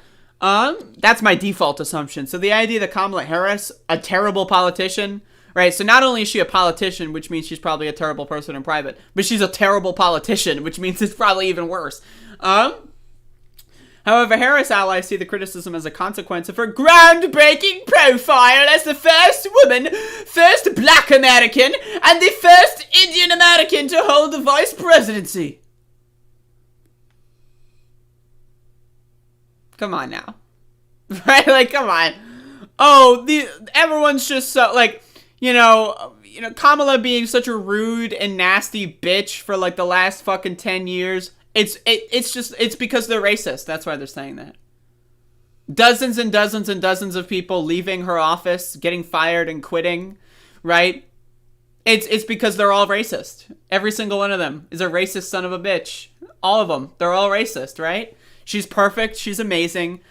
She's the first woman ever to be vice president, and she's the first black American who's ever... She's perfect. Because she's black and a woman. Duh, right? I mean, like, come on now. Like, I'm like, Jesus Christ. Now, again, is there sexism and racism in politics? Absolutely. Absolutely. Duh. No shit, motherfucker. But guess what? Guess what? You know, Kamala Harris is also a terrible person and a terrible politician. Like, I'm sorry. Like, you can't just undo being a bad person by saying, oh shit, you're racist and sexist. Now, are there racists and sexists out there? Absolutely. But guess what? If maybe there's a problem. All right, listen to me here. Maybe there's a problem with your hiring practices. If every person that you fire and every person that quits your office, somehow they're all racist and sexists. There must be, there's got to be a problem with your hiring practices, right? Why do you keep hiring all these racists and sexists to work for you for the last 10 years? You know what I mean? Like, if every single person who's ever quit your office is a racist and or sexist, that says a lot more about your hiring practices than it says about them. Because, you're the one at the end of the day that hires them. So Sean Clegg, a partner at the political consultancy Bear Star Strategies, told the Post that Harris had a firm disposition that was not abusive. Firm disposition, but was not abusive. She has put me personally in the position of feeling like Jeff Sessions, he said, referring to Harris's tough questioning in 2017. Blah, blah, blah. But Clegg added that he never felt as though Harris treated him unreasonably. People personalize these things, he told the Post, blah, blah, blah. Has she called bullshit? Yes. And does that make people uncomfortable sometimes? Yes. But if she were a man with her management style, she would have had a TV show called The Apprentice. Oh my God. Like, this is embarrassing, man. Jen Psaki, the White House press secretary, who has previously dismissed reports of the dysfunction in Harris's office, said at a press briefing on Thursday that departures a year or so into the administration were normal. In my experience, blah, blah, blah, blah, blah. So again, this is really funny. I enjoy this quite a bit. Fuck Kamala Harris. Fuck her fans. And she's a terrible politician. Now again, right? Like, okay, Kamala Harris is, she's a groundbreaking. She's breaking ground. Awesome. How about you advocate for something to happen? How about you advocate for the filibuster reform? Maybe advocate to stop police brutality, right? Like, maybe, when's the last time Kamala Harris has made any position ever in the White House? Ever. At all. Remember when she was campaigning and she said the thing we're going to do on day one is legalize marijuana? Vote for us. We got to stop the fascists and we're going to legalize weed. Vote for us. Vote for us. Remember that? Remember that? Do you remember that? Does anyone remember that? Remember? Last time I checked, marijuana is still a Schedule 1 drug. There is no accepted medical use for marijuana according to the federal U.S. government. So it's been a year, bitch. What the fuck is taking so long? And I'm calling Biden a bitch on this one too. Fuck you, bitch, at Joe Biden. It's a year in. And you still haven't but the Senate and the filibuster. You can, with the stroke of a pen, motherfucker, sign an executive order that reschedules marijuana. With the fucking, you don't need the Senate. You don't need Joe Fuckface Manchin. You don't need Kirsten Fuckface Cinema. You don't need any of these dumb motherfuckers. But they haven't done it yet. And if they legalized weed, do you know how that would do with their approval rating? Sky fucking high. Literally. No pun intended, motherfucker. So I just want to say this is all their own doing. They're all a bunch of spineless cowards, and they're all garbage. Fuck Biden, fuck Harris, fuck them both in the face. And, again, soul-destroying criticism. That's amazing stuff. So, folks, I'm looking at my wound on my toe. And, it's not looking so good.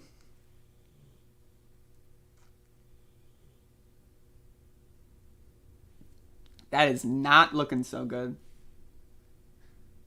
This is going to be something I'm going to have to monitor for the next couple of days. This is not looking so good. God damn.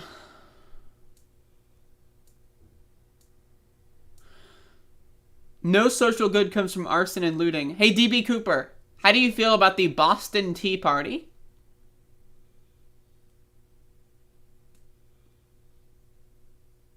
No more crazy foot sex. Yep, it's off the menu for a couple days. God damn it. DB Cooper, what is your opinion on the Boston Tea Party?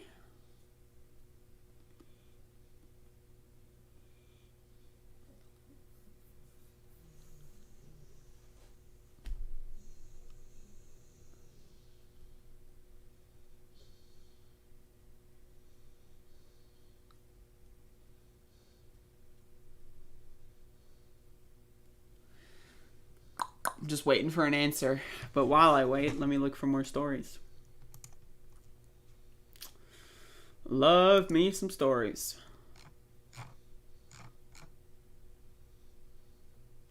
Did very little damage, more symbolic than anything else. So, oh, wait a sec. It did very little damage. So, okay.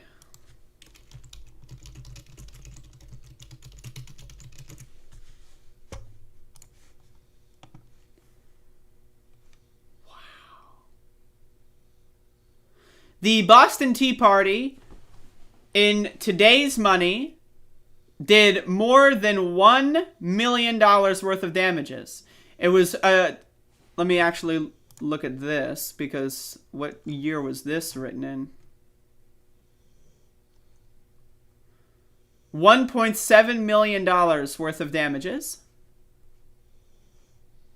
But I can't find, because that probably is in the 2 millions now, given inflation. I can't find when that article was written. So yeah, about $2 million worth of damages. Not that much. Right?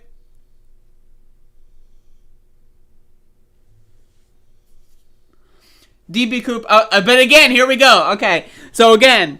Oh, can you find any video of people being arrested in Portland? I showed the video instantly. Oh, next subject. Oh, they didn't do any damages at all. Oh, they did $2 million worth of damages? Alright, next subject. Like, again, like, what? What? You know what I mean? It's when you... Hey, Bodan, how's it going? But it's like, this guy is so goddamn stupid. So fucking dumb. They're so goddamn fucking dumb. They're so fucking stupid. I really can't with this shit. Yeah, how do you feel about the Boston Massacre? Remember that?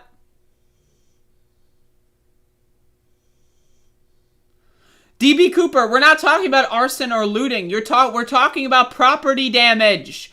We're talking about property damage. We're not talking about specific kinds of property damage. We're talking about fucking property damage, jackass. Oh, but they didn't loot. Do you know what the Boston Tea Party was? They looted 92,000 pounds of tea and threw it in the harbor. Do you think they bought the tea? Do you think they bought the tea and then threw it in the river, in the harbor? They stole the tea! That's the whole point of the fucking protest! They went on the ship, they stole the fucking tea, and threw it in the goddamn water! But there was no looting involved. Except for the 92,000 pounds of tea that they threw in the harbor. Other than that, there was no looting.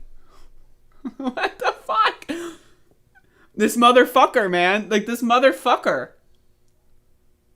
Oh, the Boston Tea Party. When did they loot?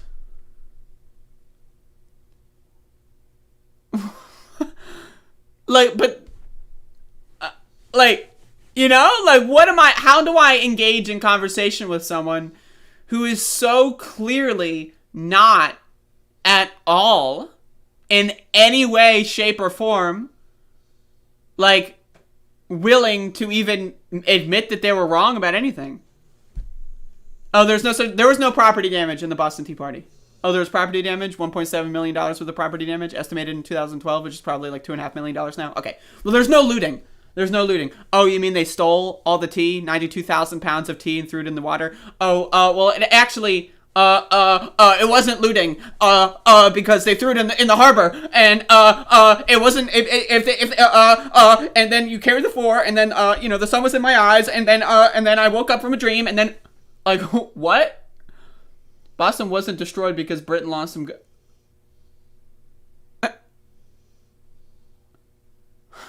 What? Okay, so let's start this over. Okay. So I asked DB Cooper what they feel about the Boston Tea Party. It did very little damage. $2 million worth of damage. Very little. That's very little damage. $2 million. Okay. Then there was no looting. Except 92,000 pounds of tea. No looting. Except when they looted the 92,000 pounds of tea. I just, like, these motherfuckers, man. Like, again... This is why I'm glad that DB Cooper's in the chat, because it provides that, like, real time, like, you just know, like, I need you to understand, like, this is something that I really want to get across, is I do not respect people like DB Cooper at all. Like, what I mean by that, right, you know when people say that, like, you know, like, they don't watch movies where dogs die because it hurts them or whatever, but they're fine watching action movies where people get shot in the face all the time, right? That I value a dog, like, I value a dog who bites me more than I value DB Cooper. If DB Cooper died right now, not only would I feel no remorse, pain, or suffering, I would probably celebrate because the world is better off. I think people like DB Cooper are actually evil and so dumb that they bring the rest of the species down. If people like DB Cooper all died tomorrow, then I feel like we would probably be moving in a better direction, right? We would probably stop disease. We would probably advance scientifically significantly. We would probably end, multiple crises like the climate crisis. Because who's in charge of the climate crisis? Right-wingers, right? So, like, we would probably, fix the planet, plant more trees, get more biodiversity, probably, imagine all the amounts of medicines that we could have found in the Amazon rainforest before almost all of it burned down last year, right? So, we could probably get more biodiversity, find more, cures for certain kinds of things. I fully support the death and destruction of anyone in that category of human. Like, the kind of person, right, that is just so far removed from reality. And this is, like, I want to go back into this. That I was talking about yesterday. And reality is all in our heads. We do not live in a society that has a shared consensus. We don't. We don't live in a society with a shared consensus on reality. There is no such thing as reality, even amongst, like, rational people, which I would consider rational people maybe 20 to 30% of the human population, right? There is no shared consensus even among rational people. But when you throw in Trumpers and fascists like DB Cooper into the mix, right? When you throw them into the mix, you realize there is no such thing as reality. When someone lives in a world where they think that the Boston Tea Party was a righteous protest that did no property damage, there was no looting involved, yet they're against rioting and looting, rioting and looting. Those blacks running through the streets, rioting. Like, you really, like, you begin to understand there is no consistency. There is no logic. There is no rationality. There is no through line. There is no anything. There are no threads that hold that psyche together. There isn't. There just isn't.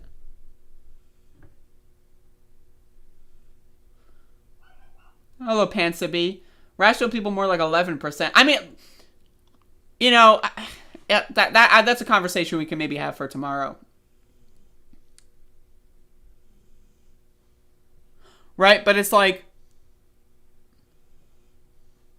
when you realize that everything in, like, the mind of D.B. Cooper boils down to, I hate black people, like, that's the through line.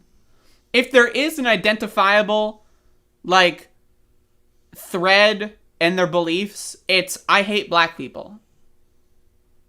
When white people loot, that's good. They're patriots. They're wonderful. When white people protest against government overreach, that's great. That's noble. That's patriotic. When black people do it, it's evil. Arsonists, rioters and looters. Rioters and looters. Lock them up. Lock them up. Rioters and looters. When white people do it, wow. Those noble, beautiful angels really sticking it to the man. It's incredible. It's incredible. It really is. Now again, my position is simple. I don't give a fuck about property damage. I support the Boston Tea Party, and I support the 2020 uprisings. I support all of them. I say fuck this country. I say fuck authority. I don't give a fuck. That's what I say. Them, they're the ones trying to, like, pick and choose. Yeah, the white people are the good guys, and they're actually good because, you know, and then, you know, you carry the 4, and then you flip it over, and you read the other side, and then, you know, you look at it, and you kind of blur your eyes together a little bit, and then you can see how, like, you know, it was the Boston, you know, and then that was good, but then the black people did it, and then you kind of blur your eyes, you spin the painting upside down, and then you blur your eyes like this way, and then you spin 4 times, get a little dizzy, and then you can kind of see, oh, right, the black people are actually bad because, like, what? Like, me, I'm like, I don't give a shit. Property damage against the state, I don't care. That's my opinion. I don't care. I don't care. DB Cooper, it's not. Like, the fucking Chaz security bullshit was stupid. I don't know what to like, again, you keep looking for these excuses. I'm against authority. If some clown 15-year-old with a fucking AK wants to pretend to be a cop, that's dumb. Go fuck yourself.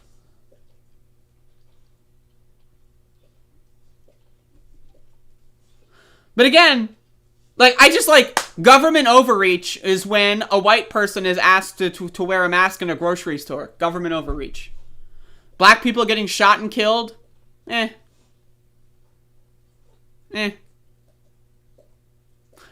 they're not, what they're really thinking is black people getting shot and killed. That's the government working as intended. That's why we have a government. That's why we have police. That's what they're really thinking. But they're not going to say that. They're not going to say that. Because that's not good for their brand.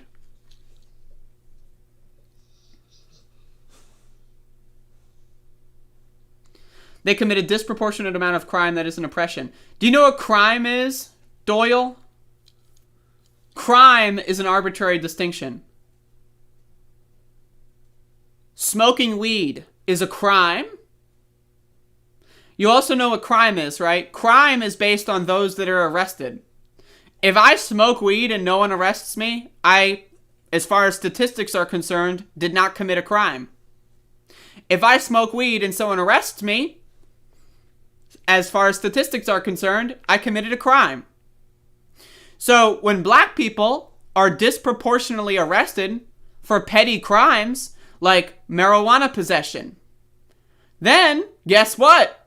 The stats are going to say black people commit more crimes. When white people don't get arrested or charged for doing crime, and black people get charged for doing crime at a higher rate, then of course, black people do more crime as far as the statistics are concerned. Like, how dumb does a motherfucker gotta be? If you commit a crime without being arrested, how is the crime documented for statistical purposes? Like, are you saying that, like, there's a God, like Jesus is watching everyone? Smoked a blunt. Sold weed to a friend. Smoked another blunt. All right, I'm going to pass that off to the FBI. Like, how are these crimes getting reported? Like, what? You know, but again, they don't, the through line is black people are evil and disgusting and they're savages, and white people are beautiful angels and must be protected. That's the through line for these motherfuckers. That's all they believe. I have smoked weed in front of police officers. I have locked eyes with police officers while smoking weed. They can smell it's weed. I'm close enough, right? And they have done nothing. They have done nothing. And I know black people that have been smoking weed and there's no cops around them, and one drives down the street, pulls over in the middle of the street, and fucking beats their fucking face in.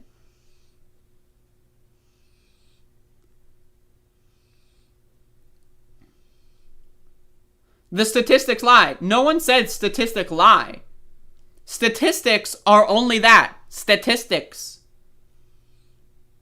Unless your claim is that Jesus Christ is secretly watching all of us and passing off the intel to the FBI for their crime statistics, if that's your claim, then let me know. Because then we'll argue about Jesus existing or not. But if someone commits a crime and is not arrested or charged, guess what? The FBI doesn't know that they committed a crime.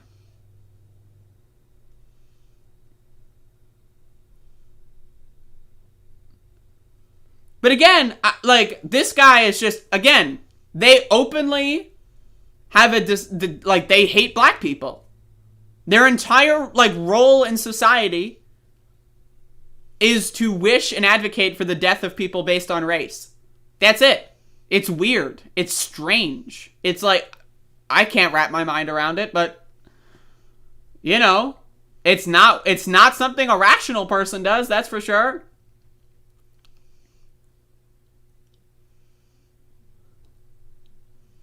Then also, look at things that should be crimes, but aren't crimes. Like market manipulation, right?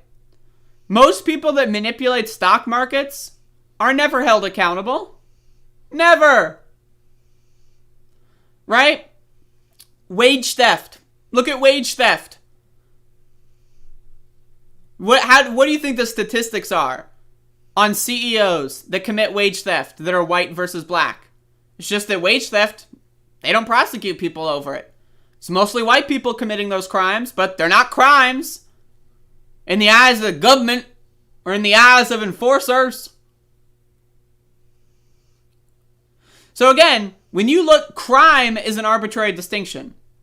Sodomy is a crime in some states. There was a case in Maryland this year, 2021, in Maryland, a blue state, where people were charged for sodomy in 2021.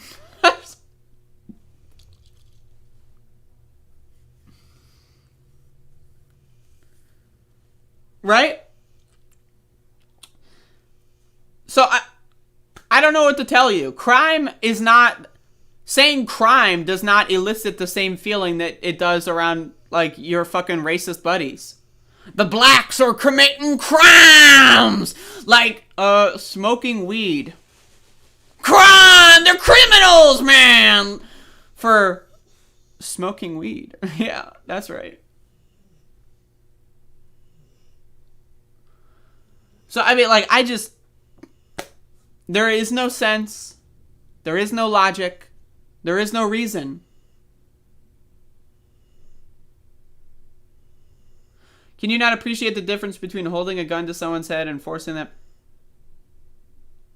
The idea that you think black people are the ones holding guns to people's head. Again, what?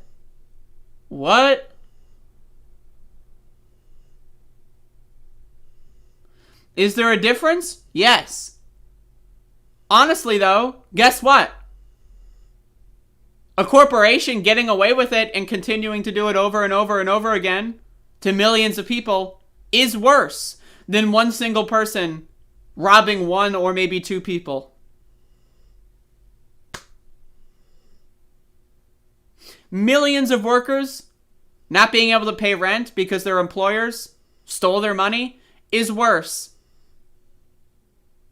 than one or two people having a gun to their head. I'm sorry, it is on the mass scale, statistically, because we're talking about stats here, right? We're not talking about individual trauma. If we're talking about individual trauma, having a gun to your head is absolutely worse. But we're not. We're talking about stats. But again, these people just run around, right? They change the scope of the argument in any way. At like it's like they're playing in a jungle gym. And at the end of the day, every argument is black people evil, white people beautiful. That's every single argument. You boil it down, you distill it, you get that muck at the bottom of the pot, and it's black people suck shit and white people are awesome. That's their ideology.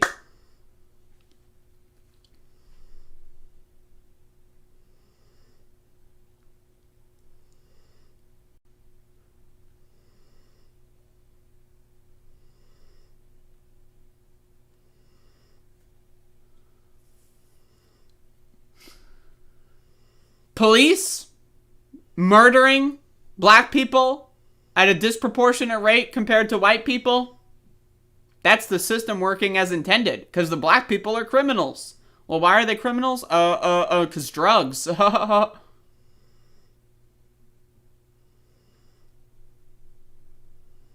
It's like, I don't know what to tell you.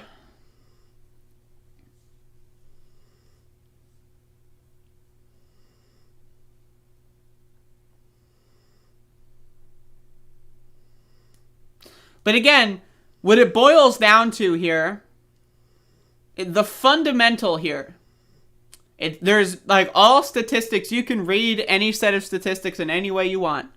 What it boils down to here is that the human brain, the way that human beings experience the world, is a result of their environment. Right? So if you are raised in a racist home, if your parents are racist, if your family is racist, if the media you consume is racist, now you might not think it's racist, right? Because you are in that world, right? So to you, it's just the news. It's just the facts. It's the stats, man. It's just stats, bro. Right?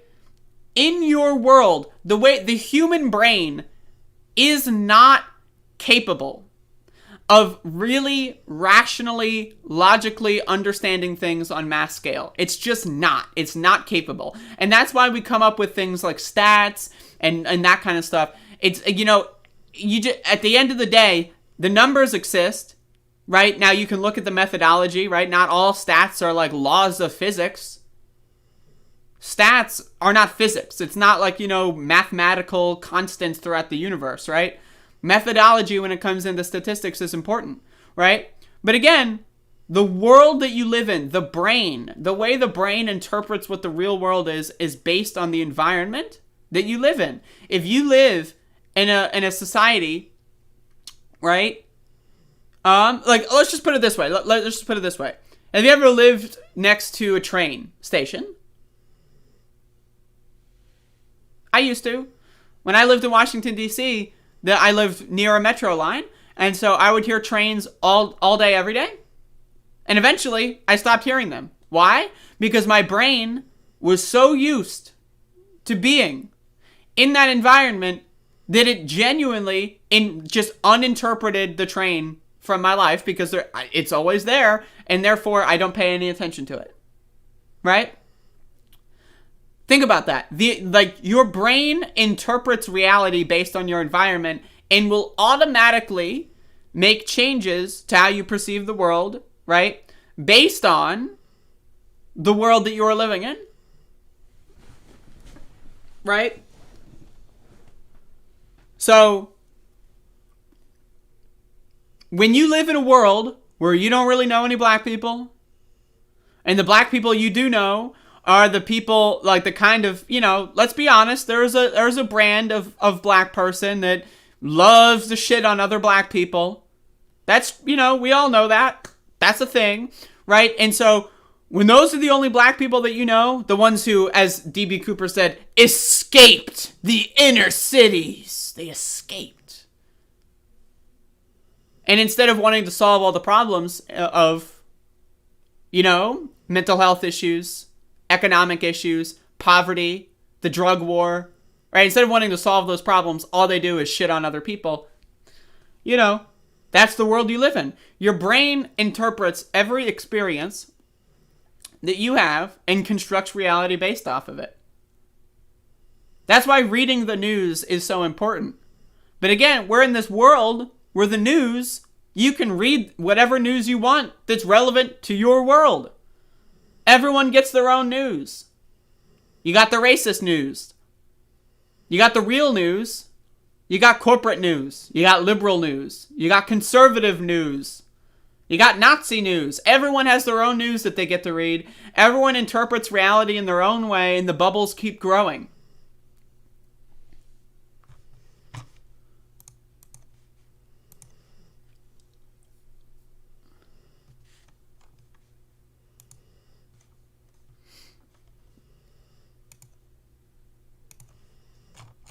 So when you don't really know anyone,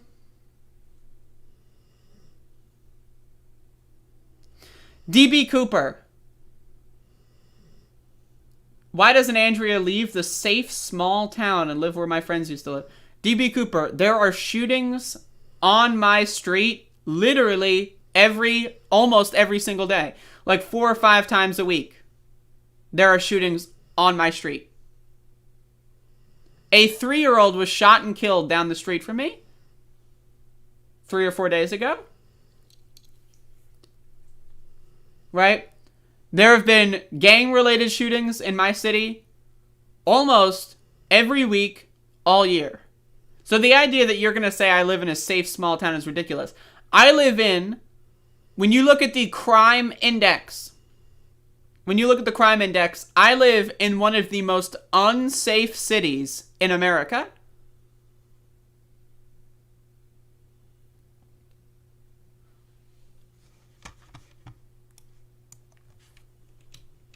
So, I have no idea what the fuck you're talking about. But again, in D.B. Cooper's world, right, because they construct a version of me as an actual person, my life experiences, where I live, that all doesn't matter. Because D.B. Cooper has that version of the expectation, right? Right? The expectations construct the reality. Even though I talk about shootings all the time in my city, that doesn't matter. It doesn't matter. Because in their world, I am a lefty Huggies supporter in their world, even though I'd shit talk Biden all the time. Right? So, the facts don't matter. The stats don't matter. They matter when it's black people doing all the crime. Then the stats are great. 1350. Love me some stats. Crime stats. But then, flip that coin. Oh, the safest town in America. Because they're a lefty. So, therefore, they live in a safe place. Because they're a lefty. Yeah. Black people are criminals. They're all killing people. Except where you live, because you're a left-winger.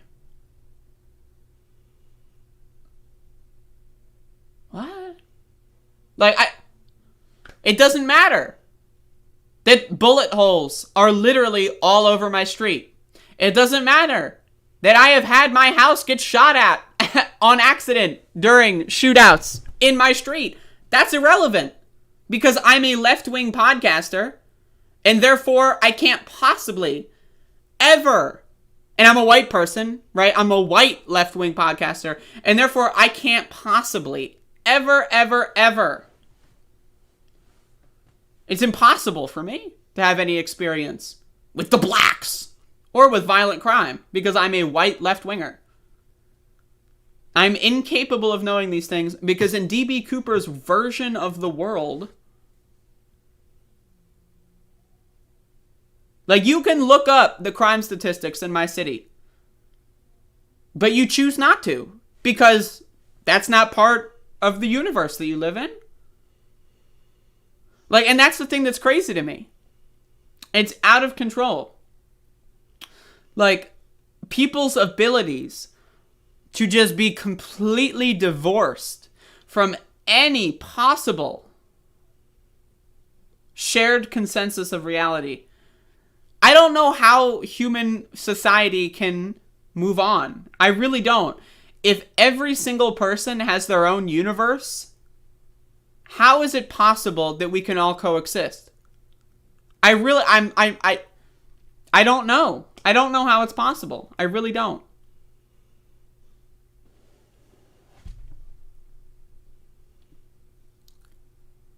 And it's fascinating to me.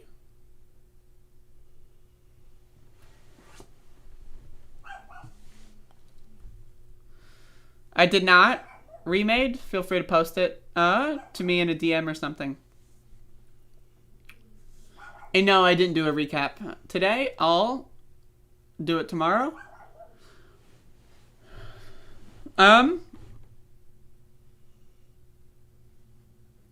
The person who debated Nick Fuentes is actually a female MRA. Oh, that's amazing. But again, I don't know. Yesterday I was talking more about how reality is a hallucination and there is no reality. Humans can't perceive what really exists. It's impossible. The human brain and the human organs, sensory organs, cannot possibly perceive the real world, right? But that's like one thing. So we all have our own human version of the world. But then even that, right? It's an impossible thing.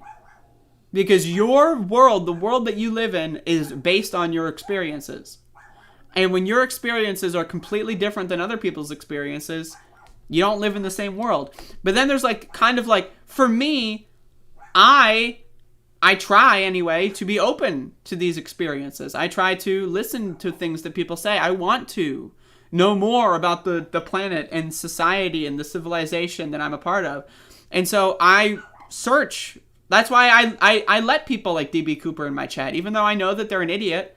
I want to know what idiots think and say because to me it's interesting. It's like a sociological experiment. You know what I mean? It's learning more about how other people perceive the world, and it's interesting to me. Like someone saying that I'm like things that are just factually untrue. Like when they say that no one criticizes Kamala Harris, like that's just factually untrue. But in their world, right, given the information that they perceive into their sensory organs and process via their brain, that's the world that they live in. No one ever to the left of Adolf Hitler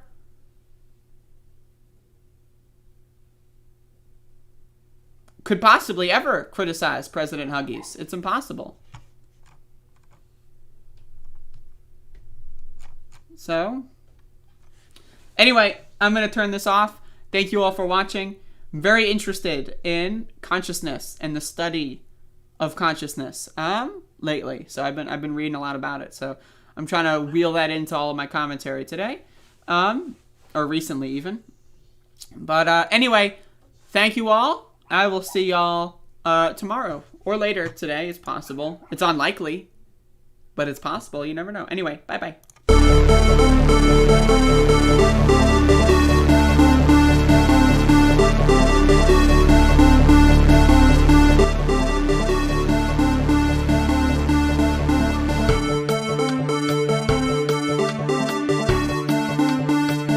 that isn't what it meant. Well, what did it mean now? Explain. It meant that it's indicative of low-resolution thinking.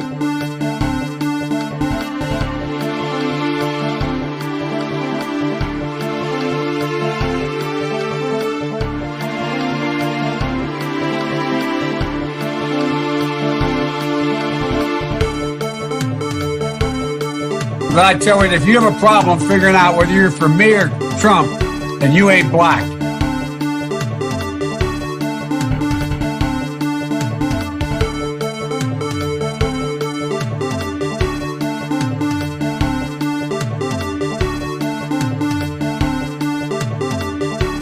And then they have cans of soup.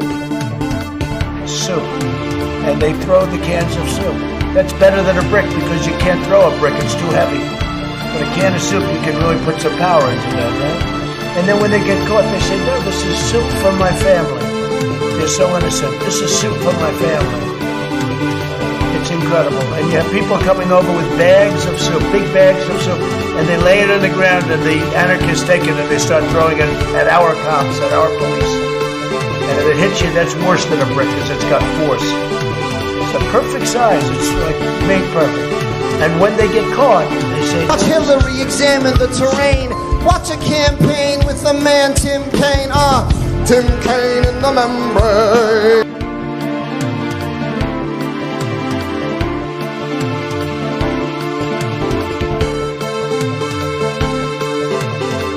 Across this country, we've seen this new phenomenon lately, chanted at sporting events and on signs.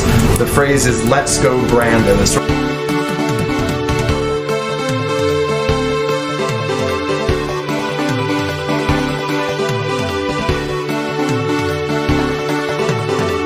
In case you don't know, and you haven't seen the latest polls, the American people hold the President of the United States in contempt.